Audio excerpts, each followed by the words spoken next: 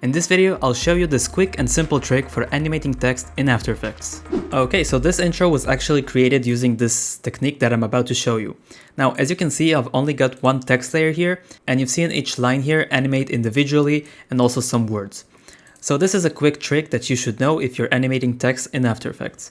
So usually what you would do with text like this one is you go ahead and separate it, duplicate the layer, and you got a different word in each layer. Now this is okay and you can go ahead and use this, but there's an easier way to doing so. If I double click with my text tool on any of the text, I can right click, animate text, and there I have the same exact animation options as I have below. So let's say for example I select scale, and if I go into my range selector here, I can see that it's already set the range of these characters. So if I set a keyframe for the scale from 0 to 100 here real quick, you can see it only animates the text that I've selected previously. So we can do the same thing with everything. Let's say double click this, animate text, let's go into opacity. I'm gonna set a keyframe for this opacity from 0 to 100 here. And this line is also animated individually. Now another very useful tip is animating different colors. So let's say I want this text to be red, for example. I'll typically go ahead, select it, and it's now red.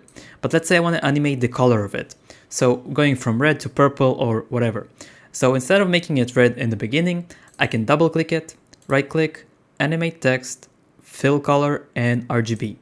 And now I have a fill effect here, and I can set a keyframe and going from red to purple or whatever color, and it will animate over time. And since you already have the ranges selected here, you can always go ahead and add another effect. So for example, I want to add a scale here. So if I set the scale from 0 to 100, I will add the third text with the scale and the color keyframes that I just created. So this is just a very quick tip on how you can animate text using this method. Hope you found this useful. Thanks for watching, and I'll see you in the next one.